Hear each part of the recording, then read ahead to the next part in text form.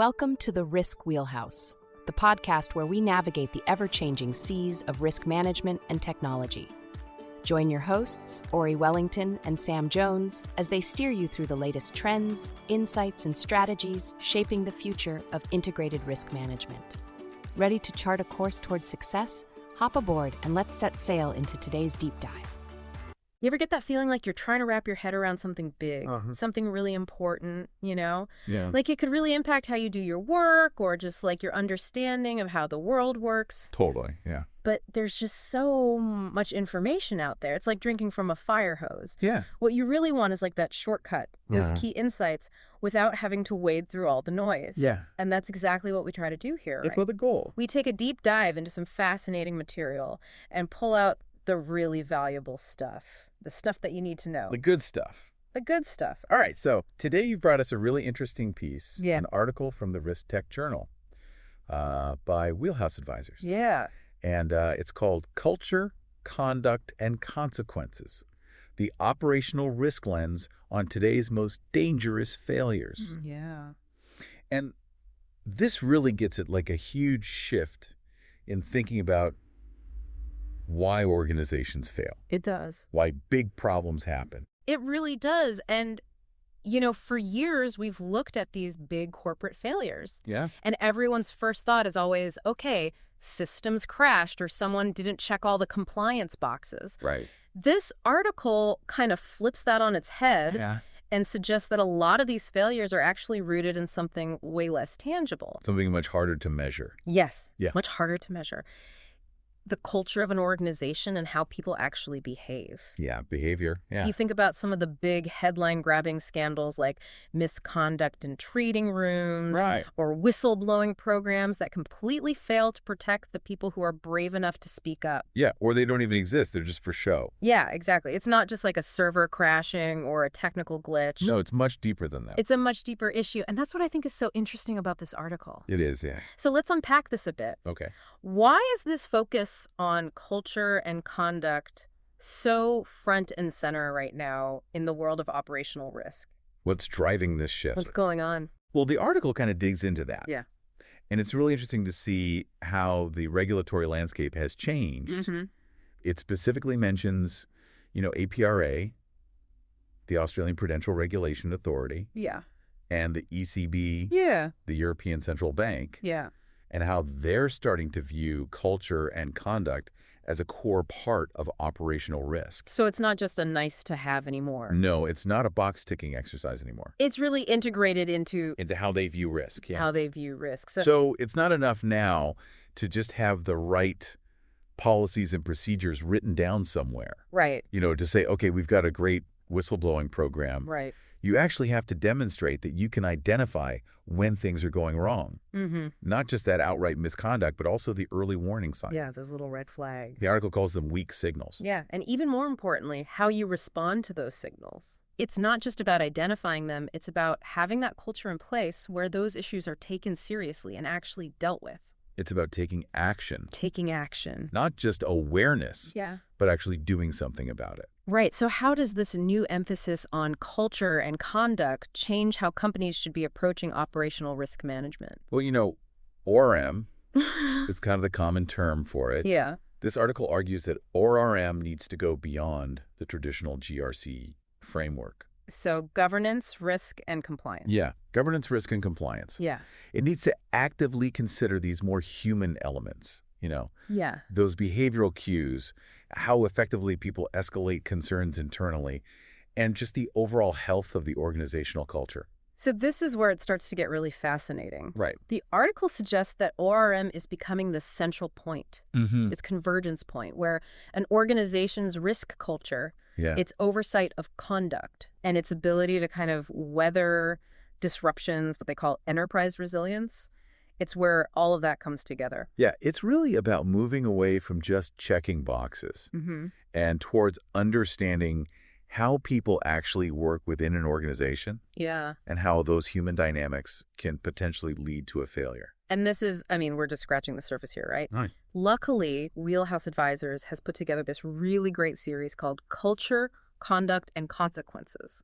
Yeah, and this article that we're talking about Yeah. is actually just the introduction to this 4-part series. Yeah. So it's really setting the stage for a much deeper dive into all these ideas. Yeah, exactly. And, even just the previews of the upcoming articles are really intriguing. Yeah, they are. The first one, Culture as Capital Risk, Yeah? really jumped out at me. Me too. They talk about APRA imposing this $1 billion capital charge on ANZ Bank. That's a lot of money. And this wasn't even for traditional financial fraud. It was for what they called cultural complacency and governance failure. Wow. That's a huge financial hit directly linked to culture. And they mention signal suppression and weak escalation pathways in that context. Yeah, what does that even mean? What happened at ANZ? Well, basically it means that people within the organization either weren't raising concerns when they saw them, Okay, or those concerns weren't being taken seriously and escalated appropriately. I see. So those early warnings, those weak signals,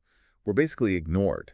Mm-hmm. And because those pathways were broken down, those small issues were able to grow into much bigger problems. So this wasn't a case of some rogue trader stealing millions of dollars. Oh. It was a failure of the system. Yeah, a failure of the culture to address risk I know. openly. And that $1 billion penalty was basically APRA's way of saying, hey, listen up. This is serious. Cultural failures can have just as big of an impact as traditional financial risks. Yeah, even bigger. Maybe. Even bigger, yeah. It's not just about the numbers. Right. It's about how you run your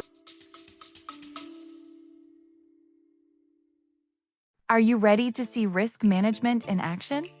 At Wheelhouse Advisors, we've launched a new YouTube channel dedicated to integrated risk management. You'll find quick explainers, insights from our IRM Navigator research reports, highlights from the RiskTech Journal, and conversations from the Risk Wheelhouse podcast. We're covering the topics that matter most to executives and risk leaders, from AI governance and cyber insurance to operational resilience and regulatory change. Every video is designed to help you anticipate risks, adapt with confidence, and build resilience in a digital-first world.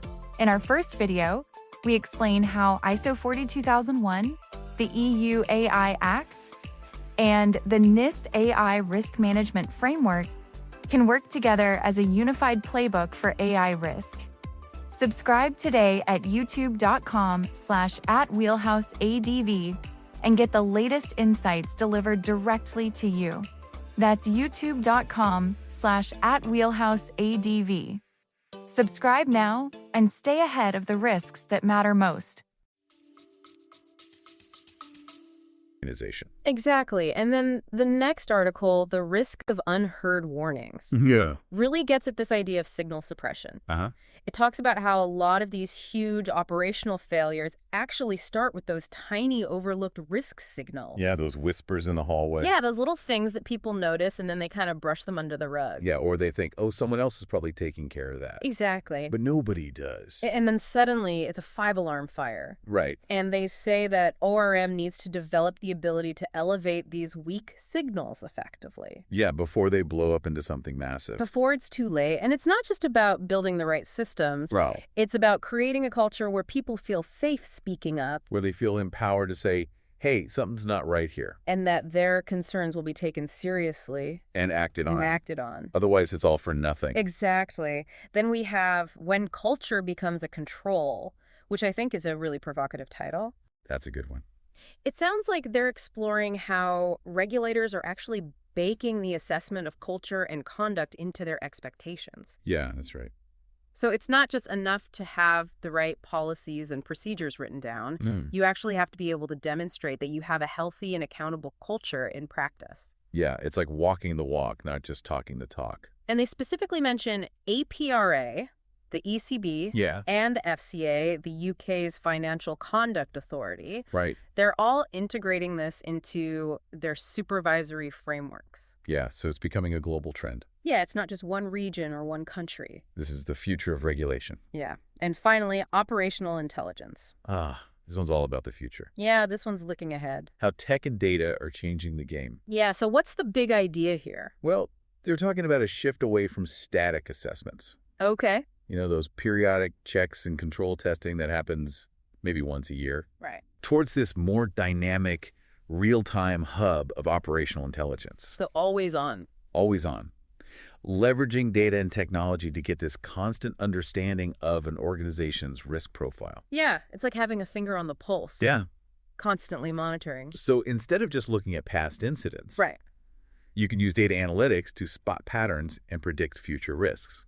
Like a crystal ball for operational risk. Exactly. That's amazing. It is. And this all leads up to a big piece of research they're releasing in June, Yeah. the 2025 IRM Navigator ORM Report. A mouthful. It is, but it promises to be a comprehensive analysis of everything we've been talking about. So what kind of insights are they teasing? What can we expect from this report? Well, one of the big things is this move from control validation to what they call predictive intelligence. So less about checking if controls exist and more about anticipating risks before they happen. Exactly. That's huge. It has its fundamental shift from reactive to proactive. And what else? What other areas will they cover? Well, they'll be doing a comparison of all the different companies that provide ORM solutions. Okay, so kind of a market overview. Yeah, a market overview, and then they'll be looking at the key functional capabilities that will define the next generation of ORM platforms. So if a company is looking to improve their ORM, this is the report to read. This is it. All right. And will there be any practical advice? Oh, yeah. Like how to actually implement these changes? They'll be giving strategic recommendations on how to integrate ORM with other risk management functions. Okay. Things like ERM, GRC, and TRM, technology risk management. So breaking down those silos and getting everyone on the same page. Exactly. It's about having a more unified view of risk across the entire organization. That makes a lot of sense. And for those who are interested in the market trends, they're even going to include some market growth forecasts for the ORM sector. Oh, wow. Looking ahead to 2032. All the way to 2032. So you can see where the industry is headed. Yeah, it's a really exciting time to be in this space. Sounds like it. And the article makes a really important point as it sets the stage for this upcoming report. Yeah, what is it? It emphasizes that ORM is not just a back office function anymore. Right. It's becoming a strategic core of integrated risk management. So it's not just about compliance and checking boxes. No, it's about creating a culture of risk awareness. Yeah. And making sure that everyone in the organization understands their role in managing risk. And that's a big change. It is a huge change. So risk leaders can't afford to ignore culture and conduct anymore. No, they're absolutely central to managing risk effectively. So it's not just about whether people speak up. It's about where those concerns go, Right. whether they reach the people who can actually do something about them. And that requires a real cultural shift. It does. It's about moving from just having controls in place to actively building a culture where people feel empowered to make ethical decisions and to raise concerns when they see something wrong. And that takes time and effort. Yeah, it's not easy, but the article puts it really well. They call it a transition from back office control to frontline enabler of enterprise trust. That's a great way to put it. It's about empowering people to do the right thing. Yeah. And trusting them to do it. And that's how you build a truly resilient organization. And just to give you a little background on the authors, Mhm. Wheelhouse Advisors, they're a risk management advisory firm based in Atlanta. Right. They were established in 2008. I've worked with them before. Oh, really? Yeah, they really know their stuff. Yeah, they're experts in all sorts of risk-related areas, and they really emphasize data-driven insights, They're all about using data to make better decisions. which makes sense given their focus on this more data-informed and culturally aware approach to ORM. Yeah, it all ties together. So to sum it all up for you, our listener, Yeah. this deep dive into the Wheelhouse Advisors article has really highlighted a fundamental shift in how we think about operational risk. A big shift. It's not just about systems and rules anymore. It's about people and culture. It's about those human elements that for so long were kind of seen as secondary. Yeah. But now we're realizing that they're absolutely essential to preventing major failures. And this is just the beginning. Yeah, we're just starting to scratch the surface of this new way of thinking about risk. And it's going to have a huge impact on how organizations manage risk in the future. So here's a thought for you to consider long after this deep dive is Yeah. over. How does this evolving understanding of culture and conduct as core elements of operational risk apply to your industry or organization? Yeah, think about your own workplace. Yeah, what weak signals might be present that deserve a closer look before they potentially escalate into bigger problems? Yeah, what's flying under the radar? And if you're interested in learning more about this topic, Definitely check out that 2025 IRM Navigator ORM Report coming out in June. and keep an eye out for the rest of the Culture, Conduct, and Consequences series from Wheelhouse Advisors. Those would be great. Well, that's all the time we have for today. Time flies when you're talking about risk. It really does. It really does. But we hope this deep dive has given you a clearer understanding of this incredibly important shift in operational risk thinking. I think it has. And until next time, keep those critical thinking skills sharp and keep digging deeper. And don't be afraid to speak up if you see something. That's right. Those weak signals might be trying to tell you something. Always be on the lookout. Always be on the lookout. All right, well, until next time. See you then. See you then. That wraps up another episode of the Risk Wheelhouse. Thank you for spending time with us at Wheelhouse Advisors today. We hope you found the conversation insightful and actionable for your organization's risk strategies. Don't forget to subscribe on your favorite podcast platform, whether it's Apple Podcasts, Spotify, or Amazon Music. If you're looking for more in-depth analysis and thought leadership on risk technology, be sure to visit the RiskTech Journal at therisktechjournal.com. It's your go-to source for comprehensive articles, expert interviews, and the latest trends shaping the industry. Subscribe today to stay informed. For any inquiries or feedback, please contact us directly at info@wheelhouseadvisors.com, or feel free to connect with us on LinkedIn and x.com and share your thoughts or suggestions for future topics. Visit wheelhouseadvisors.com for more information and resources. Thanks again for joining us. Until next time, navigate wisely.